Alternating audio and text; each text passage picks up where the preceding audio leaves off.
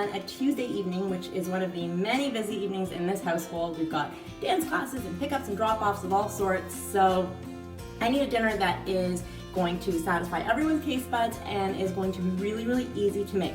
This is one that you can like make in a snap. So what I have here, some salmon, it's already been cleaned up and patted dry, some cooking spray.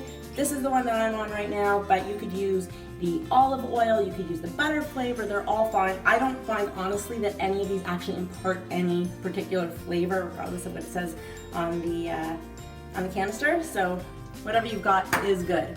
Now, this recipe is kind of like a dinner version of my absolute favorite toasted bagel and cream cheese with lox. And so the secret ingredient for this recipe is going to be my Philly whipped cream cheese. This one is fouetté, which is whipped, or an awesome dance move in ballet. This one is made with chives, and so that is actually like green onion, something that you would put on a toasted bagel with cream cheese and lox. So I think that works really, really well as far as getting a ton of flavor and a ton of creaminess into the salmon without having to add a ton of ingredients. As a topping to create that crust, which is going to be our version of the toasted bagel, we're going to combine cheese. Now you can use, a grated Parm. I'm going for, some partly skim mozzarella because it's what I've got in the fridge tonight. And breadcrumbs, again, use what you like. You can use a panko. These are spelt breadcrumbs because it works for one of the kids in the house, but really anything goes. So all you're gonna do to get started is preheat your oven to 400 degrees, which I have already done. Give your pan here a good spray. So I've been asked in the past, as far as macros go, if I actually track cooking spray. I don't. That's way too time consuming for me. So, okay.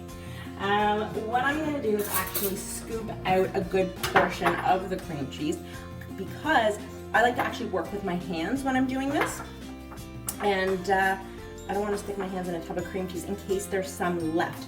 I don't suspect there's going to be any left because I've got quite a few portions here, but either way.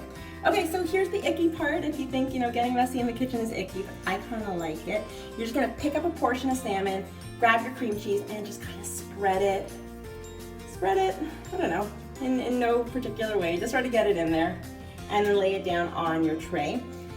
Just like this. And there's another one. I don't know, I think this kind of feels good. It's sort of like, I don't know, kind of like playing with Play-Doh.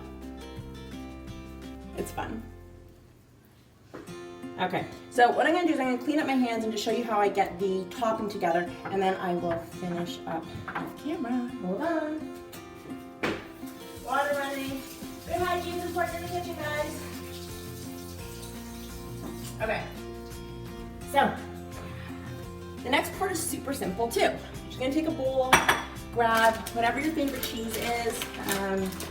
Like I said, right now we've got mozzarella happening. And it's good because it melts up real nice. And then, of course, our spelt breadcrumbs. Now, these are not seasoned. So this is the only place that I'm really going to add some flavor because, like I said, the cream cheese already has so much flavor. It's a really, really full-bodied cream cheese. So I don't feel that it needs anything else for the fish. So simple stuff here. I'm not going to go with any salt because I find the cheese already has a salty enough flavor.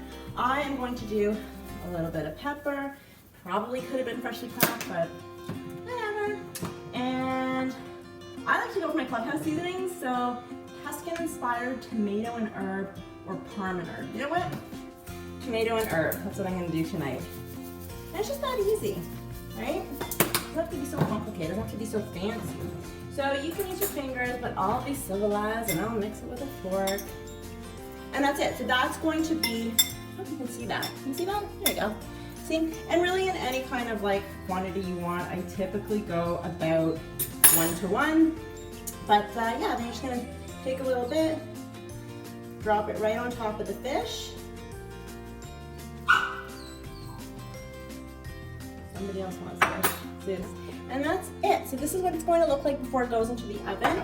And in a few minutes, I will show you what it ends up looking like. And I wish you could actually taste it, but you're not going to get to do that unless you do it in your own kitchen, which you should totally do because it's awesome, I promise. Okay, I'll see you guys in a minute. Okay, so it's 17 minutes later. For my oven, that seems to be the perfect time, but I would say anywhere from 15 to 20 depending on how your oven works. Again, I had it set to 400. I bake on convection.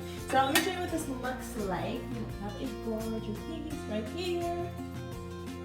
All right, so I'm going to be serving it up tonight with this sort of heirloom tomato and pressed green olive side that I've been marinating for not too long, like literally for about half an hour in the fridge. And it's got some balsamic vinegar, some olive oil, some fresh basil, salt and pepper, and I think, did I add garlic? I might have added garlic, I don't even know. That's terrible. Okay, so this is the finished product. Can you see it? That's what it looks like. It's really, really delicious. So you have this like crusty top, and like I said, that's the crunch of the bagel. And right underneath it is that beautiful, creamy, delicious cream cheese, which has loads of flavor, tons and tons of flavor, and just honestly really, really satisfying on the palate. And then of course that flaky and wonderful salmon right underneath.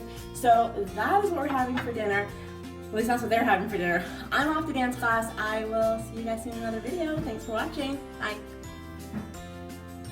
What is this heaven? You're like an angel cook. Oh my god, this is so good.